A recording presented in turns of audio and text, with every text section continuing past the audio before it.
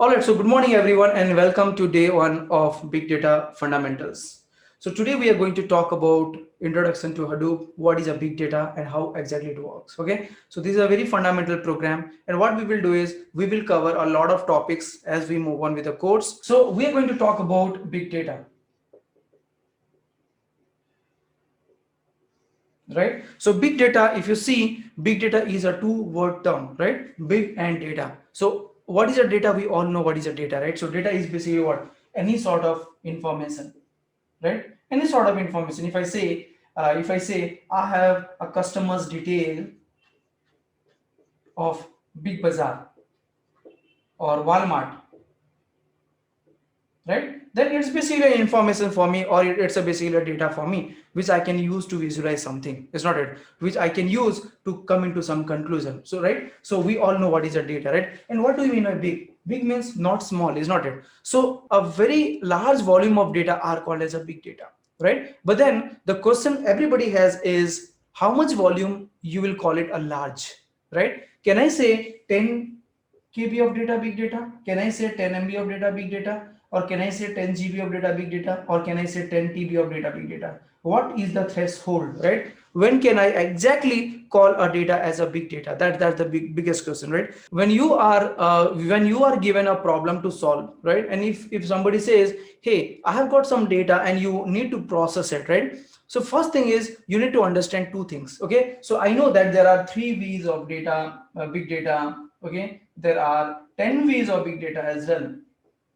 Okay, but these are all created terms, to be very honest. These are all created terms. Somebody says 3V, somebody says 5V, somebody says 10V and all, but these are all created terms. Okay, I would say there are only two factors which can help you to decide whether the data is big or not, and they are: number one, quantity, right? Or I would say volume. Okay, and number two, processing time, right? So these are the only two parameters, to be very honest, which can help you to identify if the data is big or not. Okay, so when can you say this data big? When can you say a data is big? When they meet these two requirements. Okay, let's talk about this. Now if I talk about quantity, right, so let's assume we have received 100 MB of data. Okay, we have 100 MB of data. We have a small file which is of 100 MB. Okay, and then you wrote some program to process this. How do you, like, basically you write some sort of program? Maybe you can write a Java program or maybe a Scala program or Python or whatever, right? So you wrote some program to process this data, and let's say this it took almost 5 minutes for your program to complete this task, right? So you had a file of 100 MB and you wrote some program and you were able to process that in just 5 minutes, right? Now, will I call it a big data or not, right? You go and ask your business team and say, boss, I took 5 minutes to process this data. Is that acceptable to you, right? And if they say, yeah, it's okay, 5 minutes is not a big time, it's okay, we can definitely, accept this like execution time, right? Then you will not call it a big data. It is not a big data. Okay, so see why it is not a big data. I'll tell you. Number one, the data is so small, 100 MB, that you can easily store in any of the system, right? You can easily store in your machine 100 MB of data. Number one. Number two, while you are processing the data, it is not taking a lot of time, and the business team says 5 minutes is all good, it's okay, right? So in that case, you'll still not call it a big data because, right, the processing was fast, right? So you don't call it a big data. Okay, now the same thing what I'll do is I'll say, okay, now I'll make it 1000 MB, right? Earlier it was 100 MB, but now I'm receiving 10 times the data, right? So now it is 1000 MB. So 1000 MB, and let's say your same program is almost taking 50 minutes. Because the data is multiplied by 10, so hence the processing time is also multiplied by 10. Okay, so in this case, will you call it a big data or not? Let's understand. Okay, again you will say, okay, 1000 MB is basically 1 GB, close to, right? So it's close to 1 GB. So it's 1 GB, and 1 GB of data can be easily stored in my machine, right? That's fine. So you don't call it a big data because you are able to store it on a single machine easily. Your storage is not a big problem, right? Again, you went to your business team and said, hey, I was able to run the whole data in the same using the same program that I wrote earlier, and this time it is taking exactly 50 minutes. Is that okay for you, right? Is that okay for you? And then if they say yes, it's all fine, then you will still not call it a big data, right? Because the business team says yes, it's okay, absolutely fine, that you are processing the data in 50 minutes, right? So this is also not called as a big data. Okay, this is also not called as a big data because of the two things. One is the data is so small that you are able to easily store it on your machine, number one. And then the second point is it is taking 50 minutes, which is still okay by the business team, right? They are okay with the 50 minutes of processing time. So you may not call this also as a big data, probably. Okay, so now let's again move on. Okay, now again, let's say after a few days you were given a little larger data set. Earlier you were getting earlier you got 1 GB. Now let's say you got more, right? So you got 10 GB.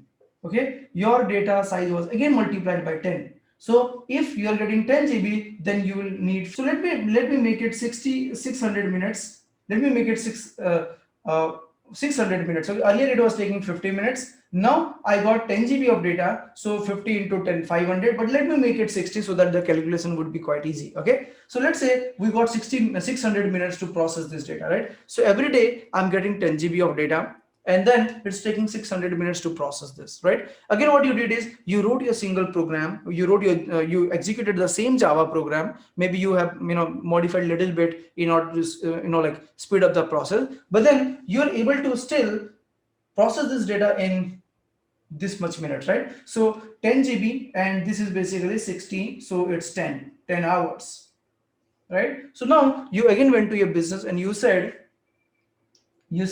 hey, I got 10 GB of data. I'm easily able to store it on my machine, right? And then I tried my best to complete that, and then it was executed successfully, but it took 10 hours, right? Again, the business has to decide, okay, is that acceptable to them, right? If they say yes, it's still fine because 10 hours is okay. Like before you leave your office and go home, you just start your job, right? And then tomorrow, the next day morning, you can give me the report. I'm not in so much hurry, right? So if that is the case, then you will still not call it a big data.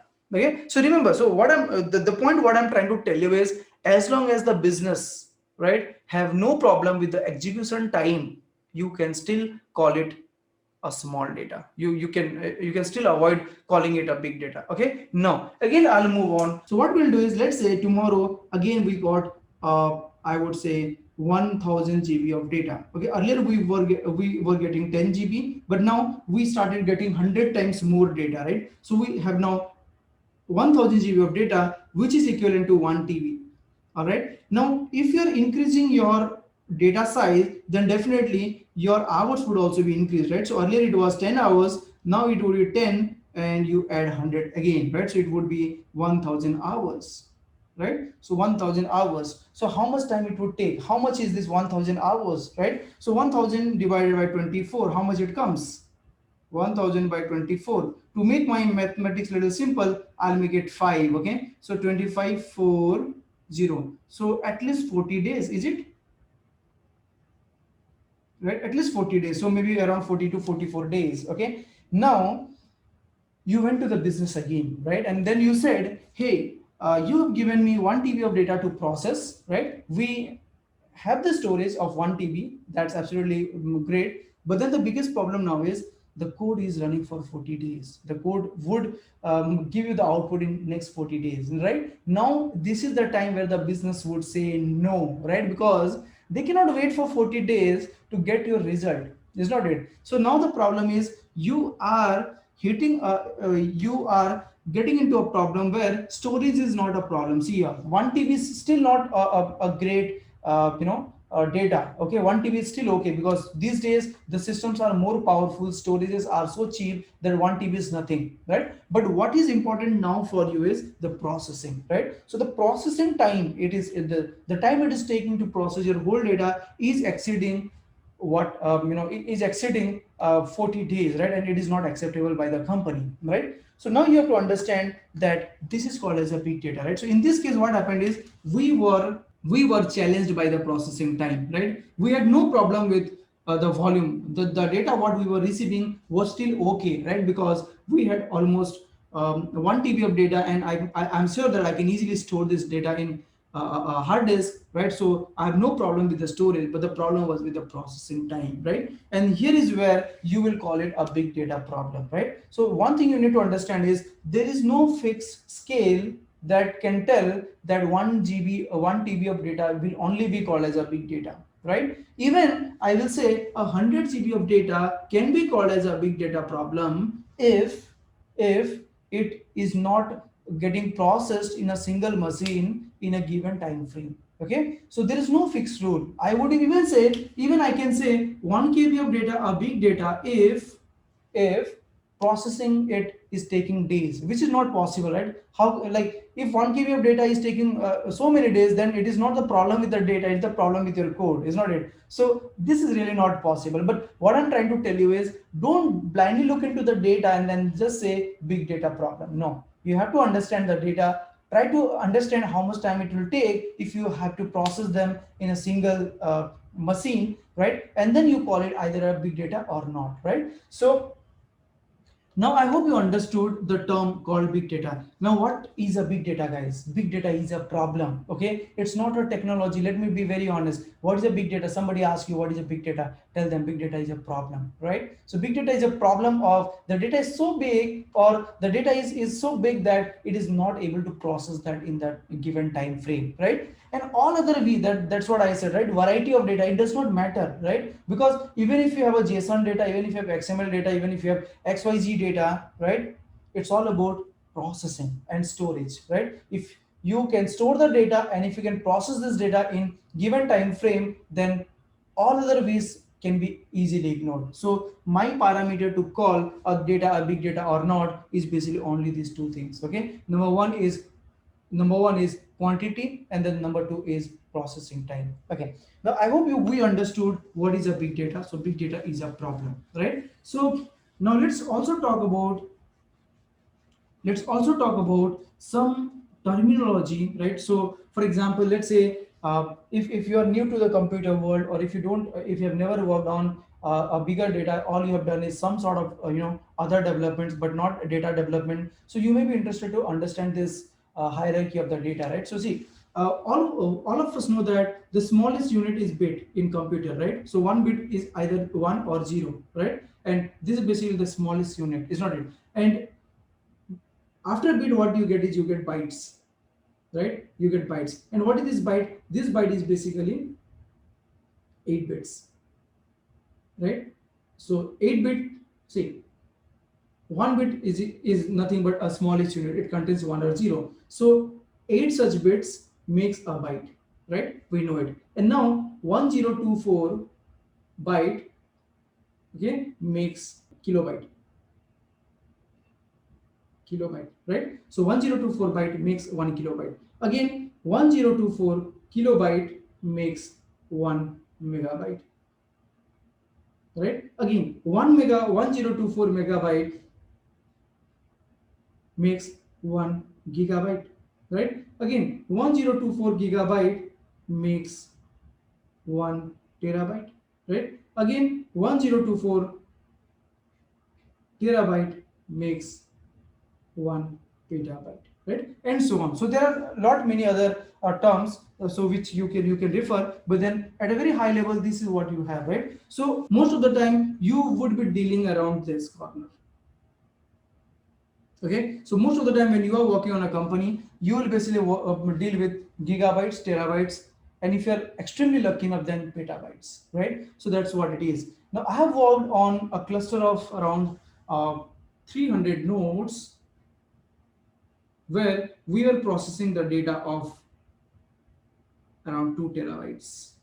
Okay, so the data which we were processing were around 2 terabytes. I was not lucky enough to get into petabytes range, but then I worked on terabytes range at least. Okay, so that's what is the classification of your data, right? So whenever somebody says a data is 1 GB, then you should understand this. Okay, that 1 GB is basically 1024 MB, and I believe you all know it very very well. Now let's move on to the journey of this big data, right? So we understood that this big data is basically a problem, and what is the solution? There are so many solutions in the market, guys. Okay, out of which Hadoop is one, which is quite popular, right? But then let's understand this big data is a problem, right? Big data is a problem, right? And what is the solution? There are a lot of solutions such as Hadoop, okay, Spark, right? I can say Flink, okay, I can say Hydra, Disco, MPP, and so on. There are so many varieties. There are so many other solutions to solve this big data problem, right? And out of this, if you ask me to pick the top two, I would be saying these are the top two. Hadoop and Spark are widely used. Every company uses this, right? So uh, earlier, in 2010, in 2012, right?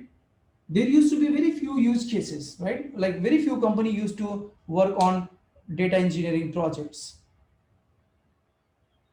Okay, but then these days it's not it's a norm these days. So you talk about any company, you talk about any service based company, they are also using big data for their customers, right? So data is everywhere. A lot of data is getting generated every day, right? And that's where the big data is booming ever since, right? So, and I'll tell you one thing, that the big data is a technology which is not going to get outdated anytime, because every day there are a lot of digital footprints, right? And because of that, a huge volume of data is getting created every day. Think about that period when we had this demonetization, right? Wherein they said, hey, the money is invalid now, right? And then Paytm, like Paytm immediately scaled up, right? And then you will see even a small vendor, street vendors and all, they've started accepting their digital payments, right? And that means whenever you say transfer 10 rupees to that guy, then it would be actually one insert or update statement somewhere in the database in the world, right? So that's how the digital transactions and all are happening a lot, is not it? Because of that, the big data is ever growing, right? And then I don't see any reason why this would be outdated anytime. Never. Okay, so see, technology will come and technology will go, the problem will still be there. Okay, so the big data problem what we had earlier will still be there today, because every day the lot of data are getting created, right? And because of which earlier Hadoop was the only market leader. There was nobody was using Spark because it was not even started, right? Nobody started implementing that. But now Spark is quite widely used, but that does not mean that Hadoop is not used. Both of them are used together. Okay, now let me be very clear, let me clear the myth. Okay, and people say Hadoop is outdated, don't study and just focus on Spark. That's absolutely incorrect. Okay, I've worked with so many companies. I've worked I have around 8 years of experience in data engineering. Okay, I work with companies like Credit Vidya, United Health Group, 𝗏𝗏𝗏. Was earlier working with Apple, and then currently now I work with Cloud Untitled USA as a data engineer, as a senior data engineer. So throughout my journey as a data engineer, I have found that we are using all these things. I work with SDFS in Apple. I work with Spark and Hadoop even in Credit Vidya. So the data engineering is everywhere, right? And then this Hadoop and Spark, they are not competitor. Okay, you will get that clarity as we move on with the program. But now we understood that the big data is basically a problem, and there are so many tools to solve this problem. Okay, and all these tools are basically what? These are all big data technologies. Okay, these are called as big data technologies, right? Now, if I ask you a question, that what are the programming languages you know, right? So if I say, tell me some of the programming languages that you know, right? So you would answer, I know C, I know C++, C Sharp, C++, Java, Python, Scala, and so on, right? And again, if I ask you, can you tell me some of the database the tools which you have even used? So you may say, I have used MySQL, Postgres, right? MS SQL Server, right? And DB2 from IBM, and so on, right? So if you see, what is this? This is basically the implementation, right? If I ask you to write a program, uh, if I ask you to write a program to check if a number is prime or not, then you'll either write a C code or C Sharp or C++ or Java or Python and so on. But then you don't write it in programming language, right? So programming language is what? A basic term, right? A basic term. But these are the real entity, these are the real implementation languages which you'll use, right? If I say I'm a database engineer or I'm a database developer, which means you are either going to work on these, is not it, but not this, right? There's nothing called database physically, it's just a concept, right? We say the database concept is very simple. It says you have a table, you will have a row and columns, that's what it is, right? But then the real implementations are these, is not it? So similarly, big data will come here. Okay, big data would come here. It is just a term, it's just a term, and this term is basically the term of the problem, right? Big data is a problem, so this is a term, and the implementations are this, right? So when I say I'm a big data engineer, right, that actually means I use Hadoop or maybe Spark, right, or maybe some other ecosystem component like Hive, Scoop, we'll talk about them, and so on, right? So what I'm trying to tell you here is big data is basically a term, just like your programming language. Okay, so don't get confused between big data and Hadoop. People come to me saying that I want to know what the difference between big data and Hadoop, right? So they are same. So Hadoop is basically the implementation. It's similar to what the difference between C and programming language. C is a programming language, right? So similarly, Hadoop is a big data technology and Spark is also a big data technology. You don't see a big data as a tool anytime, right? So big data is just a term and they have a lot of tools underneath on which you can start solving the big data problems. Okay, let's try to understand the history of this big data. So let's understand Hadoop, how exactly it came to the market, what was the history behind it, and so on. Okay, so we'll move on step by step, guys, because I am not in hurry to rush through the topic. We'll understand everything as if you have no clue about the data engineering stuff. All right, so the history of Hadoop, right? So Hadoop history. When did it happen, right? I've just written it on the board if you see on this side, just to make sure that I don't go wrong with the dates. Dates are very important. So what happened, I'll tell you the journey, how it started. In 2002, okay, in 2002, there were two folks, Doug Cutting, Doug, I think, yeah, Cutting, okay, and Mike Cafiera. Right? So in 2002, Doug Cutting and Mike Cafiera, they were actually working on a project. They were actually working on a Java-based project, which can do a lot of indexing on the web. Okay, so they were basically working on a web crawler.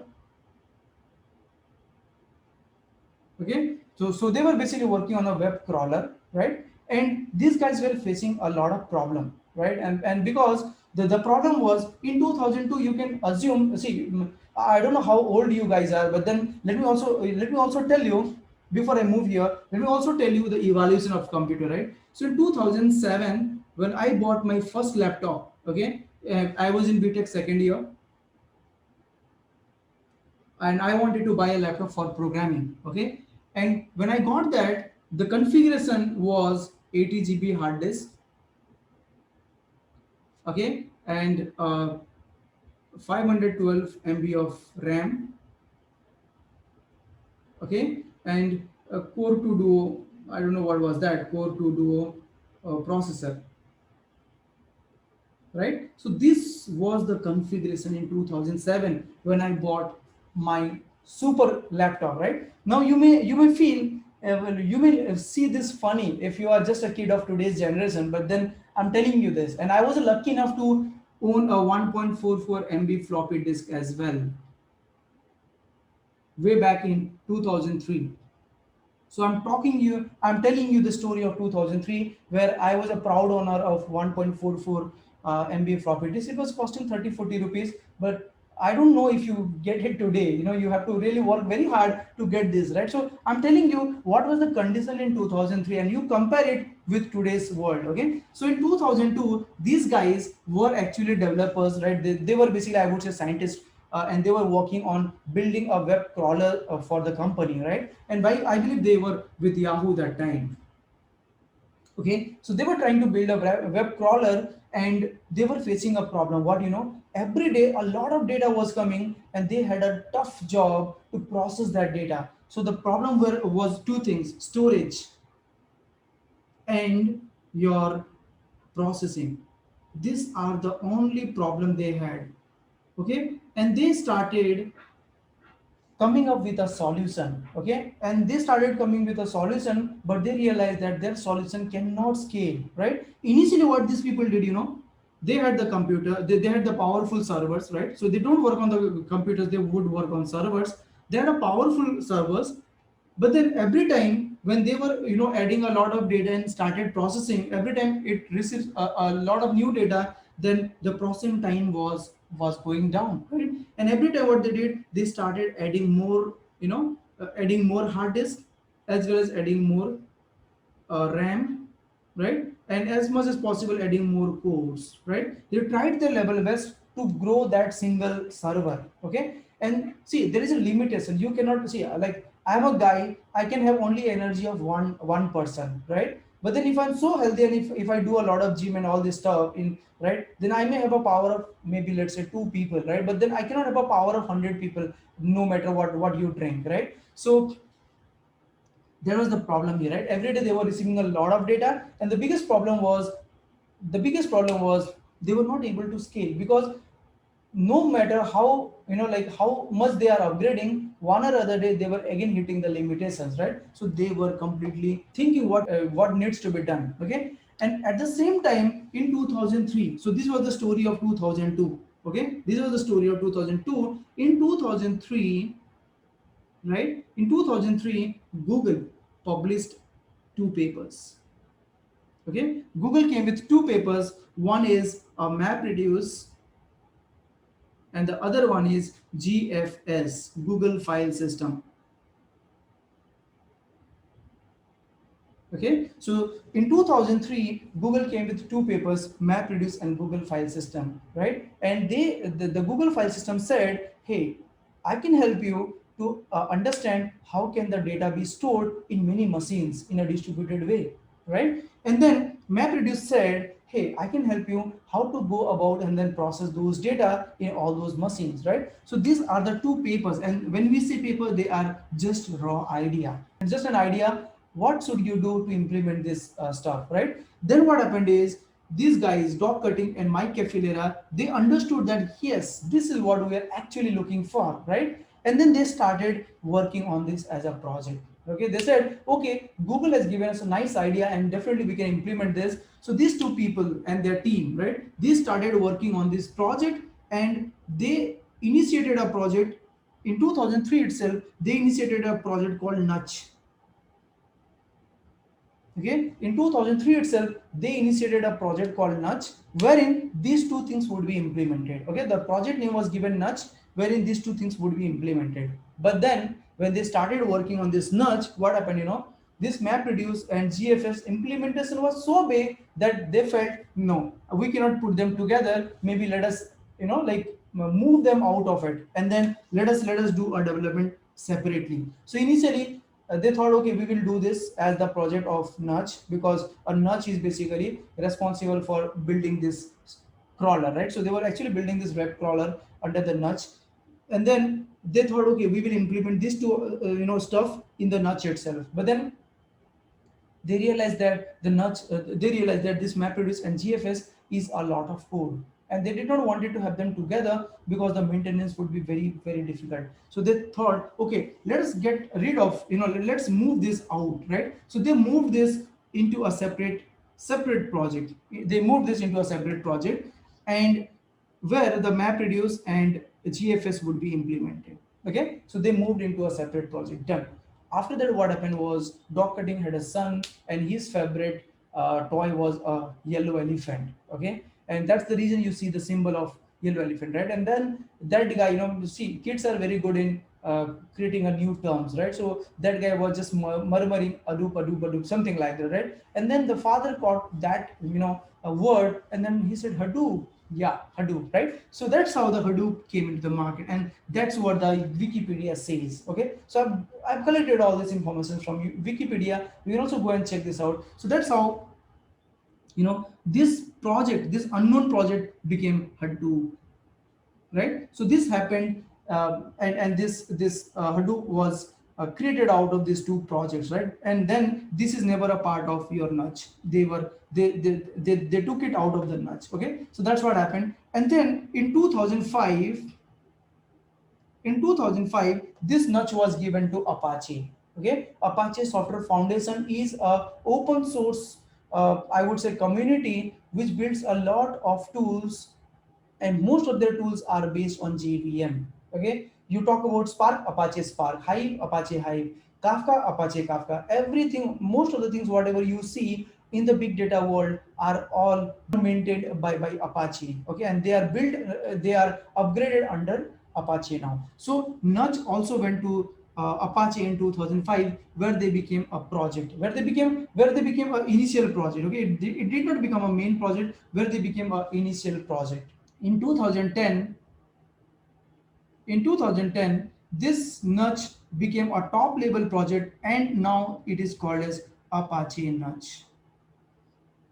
Okay, and that was the whole evaluation of your big data Hadoop, right? So Hadoop was started in this way, and now you know the history. Hadoop is quite popular and is one of the best demand tool in the market right now. So initially, when Hadoop was into the market, okay, so Hadoop is now available in 3 versions: Hadoop 1, Hadoop 2, and Hadoop 3. Okay, Hadoop 1 is completely gone, right? Because they have a couple of limitations, which is really, not a great idea to implement that. Hadoop 2 is quite popular, right? In many companies, people prefer using Hadoop 2.6 and so on, okay, or maybe 2.7.3 as well, right? And Hadoop 3 is recent, right? And then it is not production ready right now. I cannot say it is not production ready, but then many people are not using Hadoop 3. It will take a lot of time for industry to get into Hadoop 3, right? But then Hadoop 1 and Hadoop 2 were quite used popularly. Now I don't think any company is using Hadoop 1, right? So the perfect thing is Hadoop 2 right now in the industry. Okay, so before I move to the next, any questions, guys? We understood the history of Hadoop, right? How Hadoop came into the market, right? But now let us also understand ecosystems.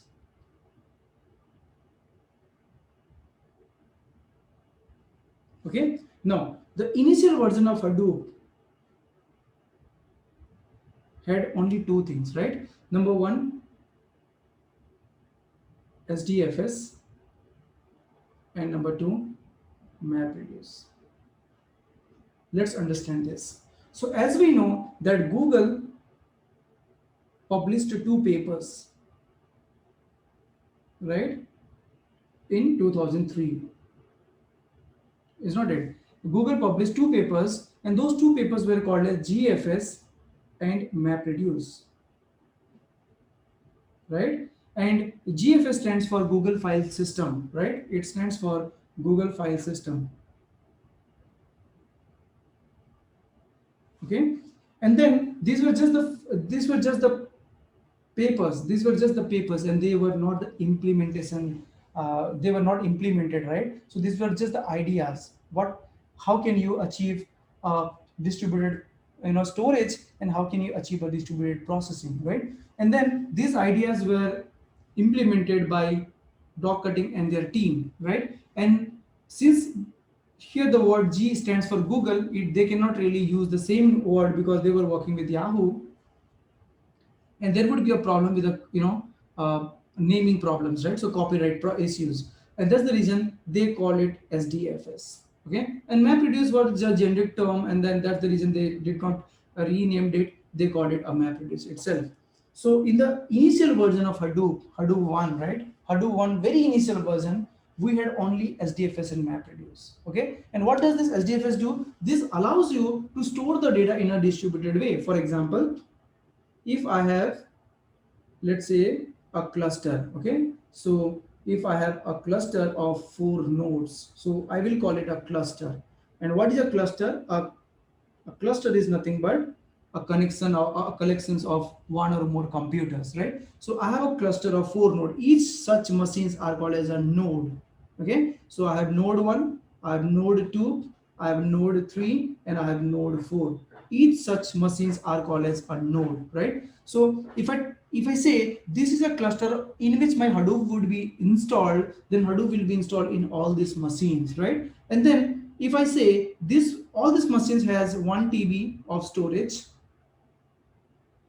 okay, and let's say 16 gigs of RAM, right, and let's say 8 cores, right, then you will have altogether 4 TB of storage.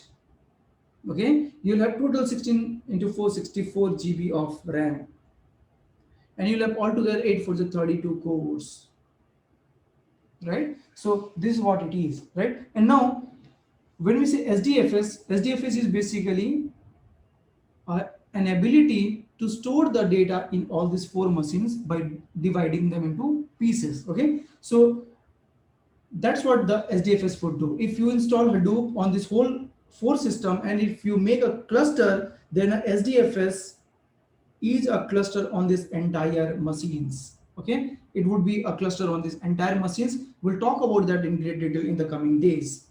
Now the next thing is MapReduce. So SDFS will help us to store the data in a distributed way. For example, if I have a file of, let's say, 1 GB, okay, then it would be broken down into pieces, a lot of pieces. How many pieces? I'll tell you. By default in Hadoop 2, the block size is 128 MB.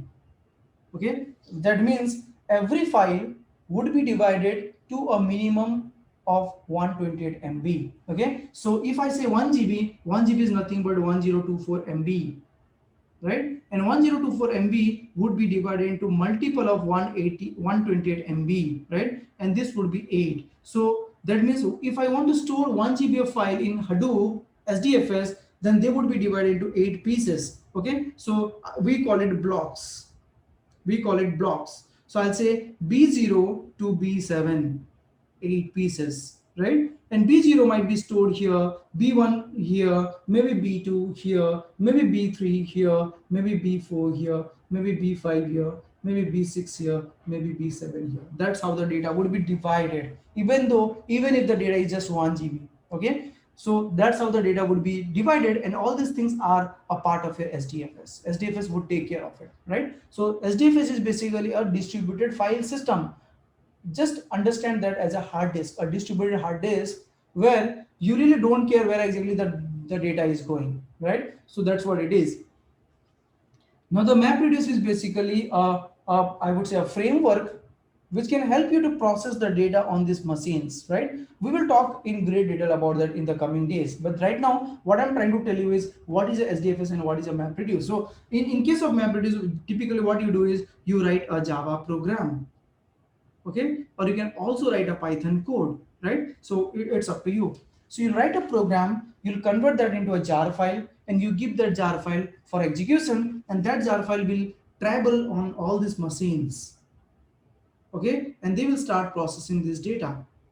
Okay, that's what the MapReduce does for you. MapReduce actually does 2 things for you. One is it processes the data. It's basically like a framework that can help you to process the data, and it can also help you to negotiate the resources in Hadoop 1.x. Okay, but in Hadoop 2.x, there's another component called yarn. We will talk about that. I just wanted to give you a heads up, right? So in Hadoop initial version, there were only 2 things. One is SDFS, the other one is MapReduce. So SDFS will help you to store the data, whereas the MapReduce will help you to process the data. But the biggest challenge was writing a MapReduce is a nightmare. Why? Because you have to be a Java expert, right, to write the code, or you may also write it in Python, right? But then the initial days, it was all based on Java, right? So it was a nightmare, and it was really hard for people with 20 years of experience. They want to do something with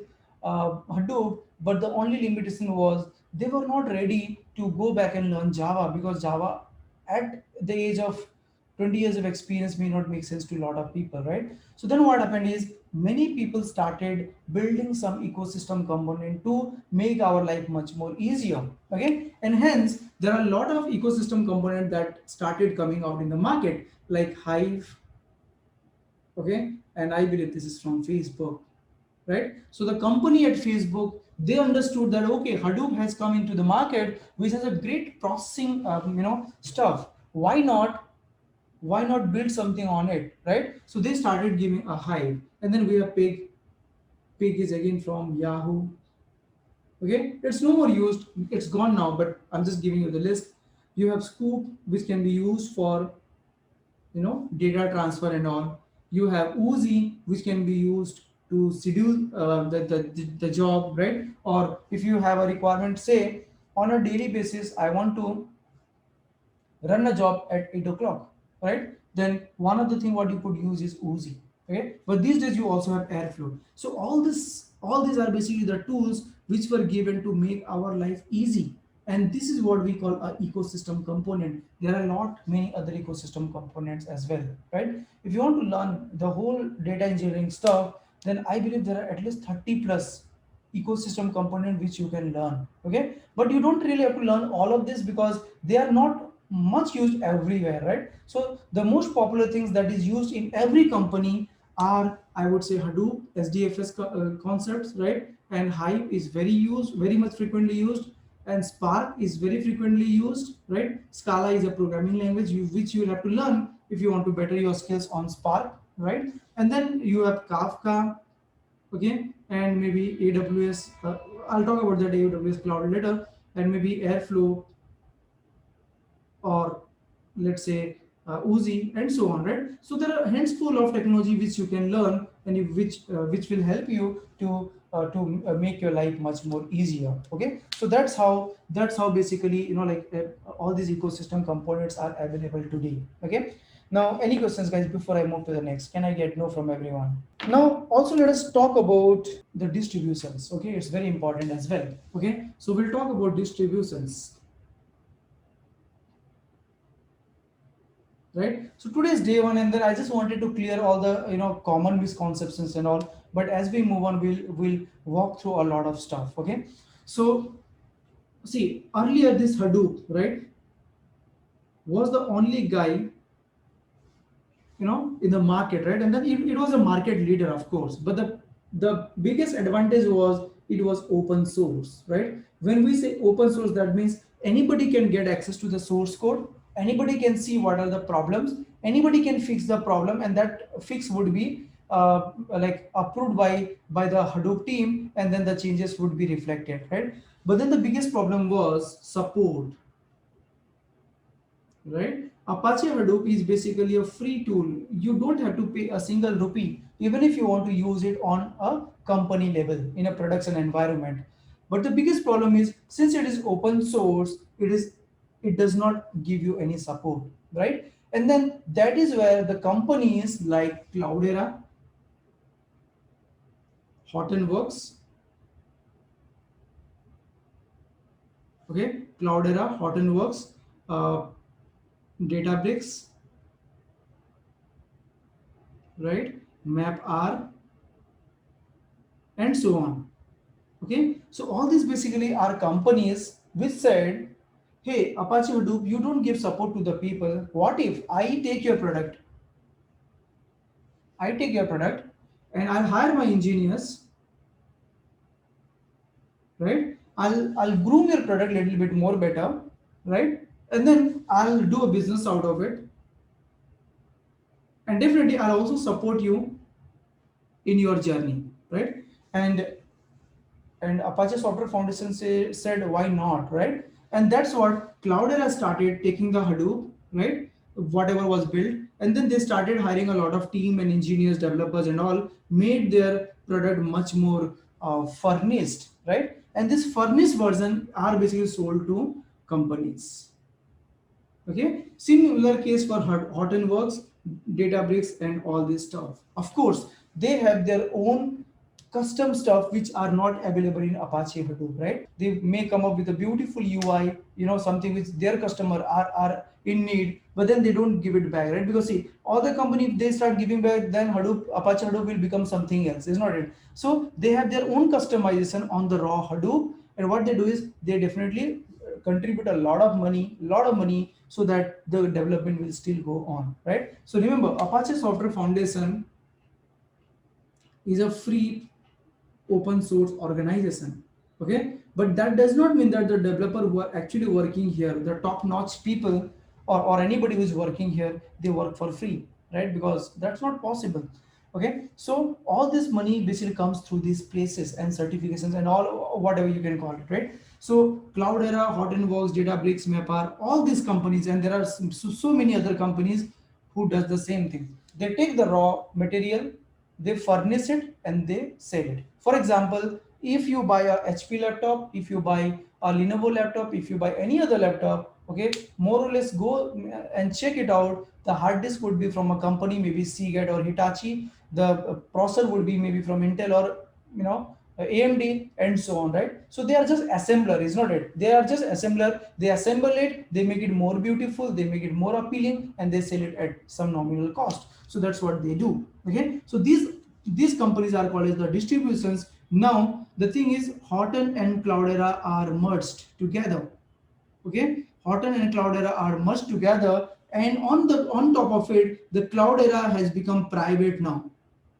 Okay, earlier it was public. That means a company were allowed to use it, but I don't know what exactly are they going to do now with the Cloudera, because the Cloudera is acquired by somebody else, and it's up to him now whether he want to make it public again or not. But that's the news what we have today. Okay, and because of that, Databricks immediately released a free course just to make sure that they upscale their verticals, right? So that's how it is. Mapr is widely used. When I was working with Optum United Health Group, we were using Mapr, okay? So UHG, okay? And now when I was working with Apple, they were using Cloudera version, okay? And I think Hortonworks we were using on CV probably, yeah.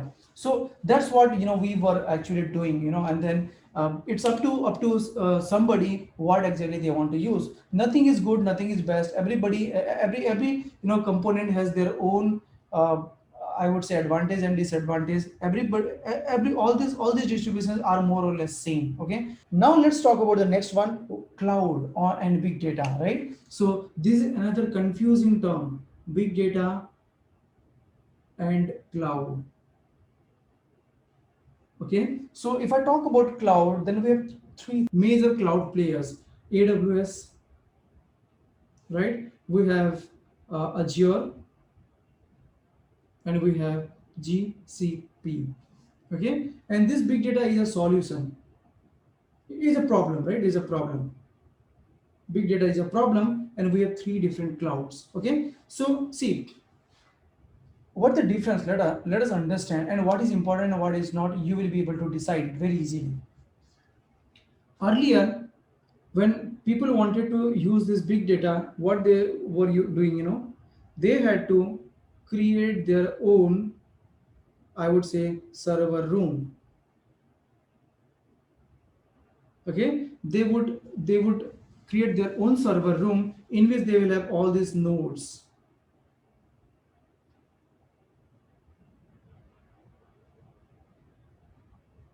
Okay, in which they had a lot of nodes, right? They used to have a lot of nodes, and all the data would be stored here itself. For example, let's say HSBC Bank. I'm just giving you an example. Okay, most of the bank, they don't agree to have their data in the cloud because they don't trust it. Very simple. Okay, they want everything to be taken care by them itself. Okay, so that nobody can breach their data, because data breach is very, very critical, right? The moment I see that like my bank data is getting leaked, I would probably not keep any money in my bank, right? And that would be a lot of financial loss, and company would not want to do that. So many companies who actually will not agree to keep their data in the cloud will still use this system. Okay, and then you will have a Hadoop setup here, or maybe a Spark setup here. Okay, and as a developer, you would basically write the program software, the code, and this code would run on this machine. Okay, that is one thing. Now the other thing is cloud. So in cloud, what happens? See, cloud is basically machine on rent. I'll be very honest, machine on rent. Okay, for example, I want to teach you something in a, let's say, 100 node cluster, right? I cannot go and buy 100 node cluster just for one session, probably, right? Or just for a month, right? It would cost me a lot of money. What I can do is I can approach either of these three players, AWS, Azure, or GCP, and I can say, hey, I need 100 machines because I have to create some cluster, store some data, process it, right? And they will say, okay, you can get it from us, you tell us the requirement. And I may say, I need 1 TB of storage. Okay, I need 64 gigs of RAM, and I need 20 core machines, right? And all these three, this is the requirement for one such machine, and I need 100 such nodes of this configuration, right? And all these people would say, okay, that can be done, that can be done, and you just click button this and that, and your nodes are ready, right? Your nodes are ready, which means you don't need a physical room, a bigger room like this, and everything would be taken care by the cloud. They have a good security as well, right? And all of these things would be taken care at some cost. How much the cost could be? I remember I was working with a startup who paid almost 40 lakh rupees a month to AWS. And trust me, the company which I was working was a small company of 40 people. And think about it, like how many such companies are there in India? 40 plus size company. There are so many.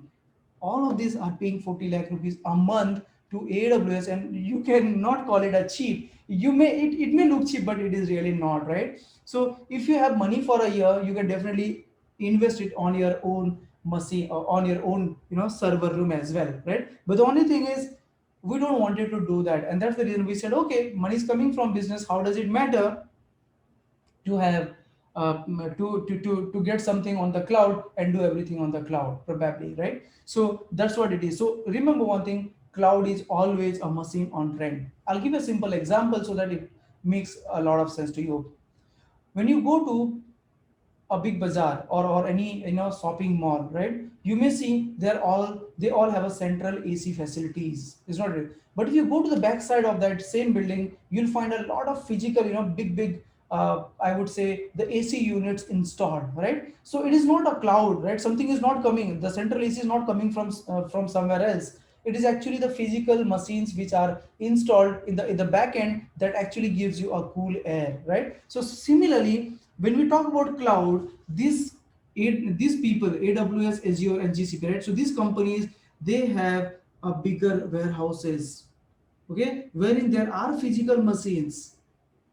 There are physical machines, right? And then when you on click of that button, you basically acquire some part of it, right? So when you say I'm using cloud, that does not mean it is actually going and sitting on that cloud which reigns, right? So it is basically you are using somebody else's machine elsewhere in the world. In the world, there are some places where you are actually occupying the space, right? And that's what it is, right? So a cloud and on premises,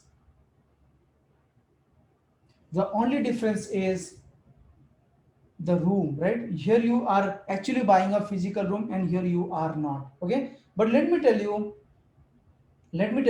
as a big data developer, when you write a code, it does not matter where the data is getting stored, okay? The same code will run on this physical server room. The same code will also run on this cloud, okay? Now see, there are certain services from each of these providers. For example, if you talk about AWS, you have AWS Redshift, you have AWS Glue, Athena, and all. So all these are basically what the tools given by these companies, right, to make your life easy.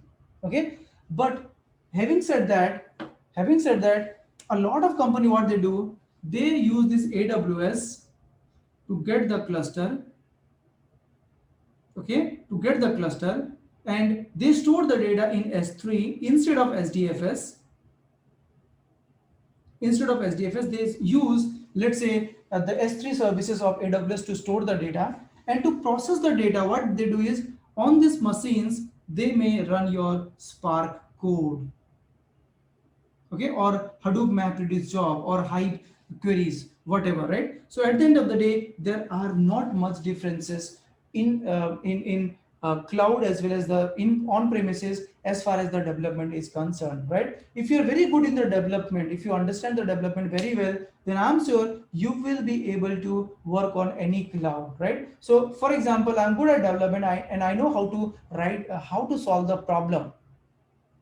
Then I can always go back to any company and then say, hey, I know how to write the code, and I can give it to you, and then somebody will teach you how can you deploy the same problem in GCP, right? Or you can just quickly go through the GCP documentation and all, which can tell you how can you submit a Spark job in the GCP, what is the process. So the process and the command would also be same. The only thing is, you will have to you will need little time to get familiar with the environment. Otherwise, the development point of view, these things would be same, unless and until you are using exclusive service of the providers like AWS Athena or AWS Redshift and all. That would be little different, right? But then otherwise, if you're writing a raw code to solve the problem, then it all would remain same. Okay, so I hope you understood what exactly it is.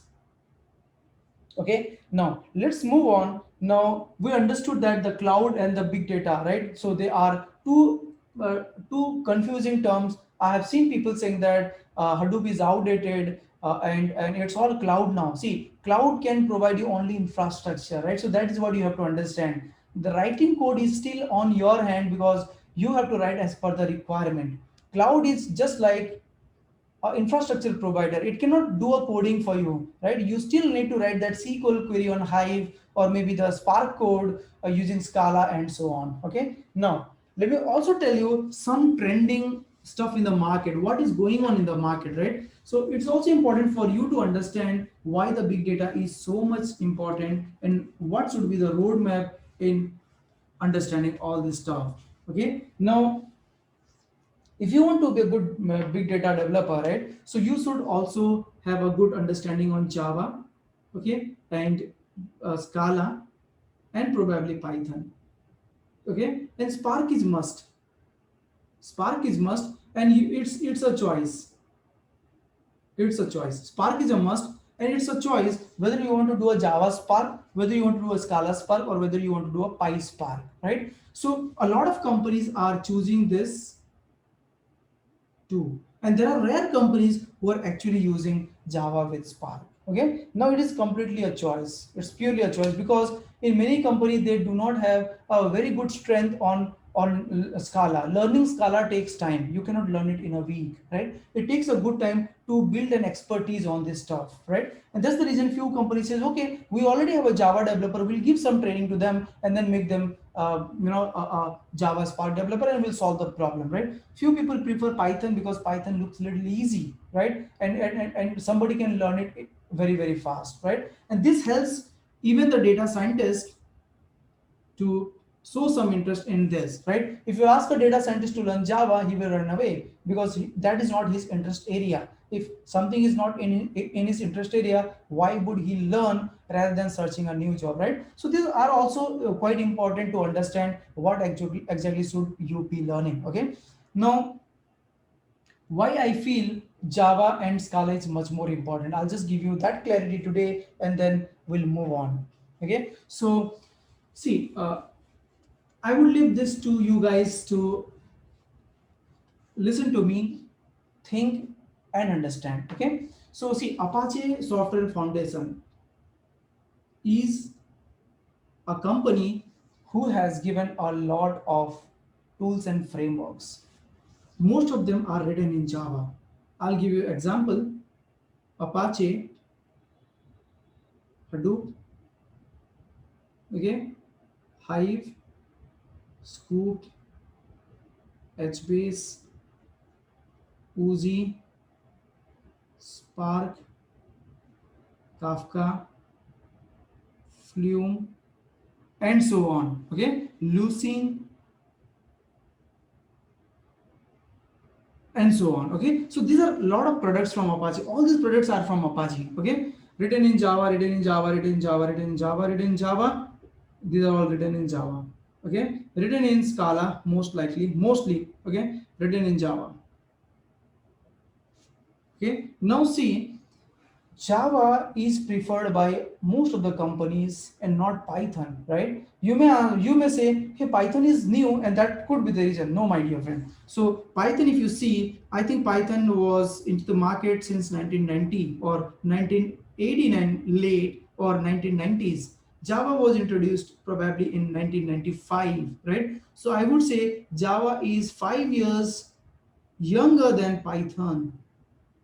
Okay, and learning wise also Python is much more easy than Java, right? Now I want to ask you a question: what made these people use Java than Python, right? If you feel learning Python is quite easy, then definitely these guys would have also done the same thing. A very common sense, right? These guys would have also implemented that with much more easier, right? But the only reason why they chose Java is because Java has already proved its capability that it can build a platform which can run for years, right? And somebody would not like to put a lot of money and time and year just to realize that we have to rewrite this in Java again, right? So that's the reason I would suggest you guys, if you want to be a serious data engineer, okay, try to focus on Java as well. That's very, very important. You may not agree with me, I'm absolutely okay, but that's your choice, right? So all these technologies are written in Java and not in Python, right? The reason is because all these people have understood that Java is much more compatible, Java is much more robust, and Java will not disappoint them if they build a product, right? And that is the reason many product-based companies basically prefer using Java and JVM based tools. For example, when I was working with Apple, we used Scala and Spark. Okay, because we were working on a tool. And that tool we wanted to make it very robust, and that is the only reason they were hiring Scala and Spark. Walmart is actively hiring Scala and Spark developer. But I'm not saying that they are not hiring PySpark developer. Okay, they might be hiring. There are so many technologies. Every company is using 200 different technologies, right? So it's up to them what they want to do, right? But then what I would suggest you is, from career point of view, if you want to grow your career in the next 5-7 years, I would suggest you to focus on Java and JVM based language. That's definitely going to give you a very good result. 1-2 months of struggle, learn that, and you will master it. Once you master it, you will rule the world, right? So that's what it is, right? So that's how basically you should basically focus on your journey on becoming a data engineer. So if you want to become a data engineer, you should start focusing on Java as well, because that is going to help you a lot in learning Scala, and again it is going to help you a lot in learning Spark and other ecosystem component. Okay, so I hope I have cleared a lot of your doubts today. What is big data? What are clouds? What are ecosystem component? Whether the big data is outdated or whether it is all cloud, and so on. Which language should you pick up to become a data engineer, right? So if you ask me to pick up 2 languages to be for a data engineer, I would prefer Java and Scala. Okay, and if I'm given a requirement to solve, my first priority would be this, and then only this, because Scala is short and sweet. Okay, you can do a lot of things in Scala very, very quickly, right? Rather than writing a lengthy Java code. And at the end of the day, both of them are JVM based language, so it does not impact the performance at all, right? And I'll say your Java and Scala performance would be much more better than any other language, and that is the reason all these tools are written in Java and Scala, right? I mean the JVM based language. So that could be the reason why people would prefer a language, because they want the language to be robust, They should not fail, they should be platform dependent, and they should perform really well. And that's where all these tools are written in Java.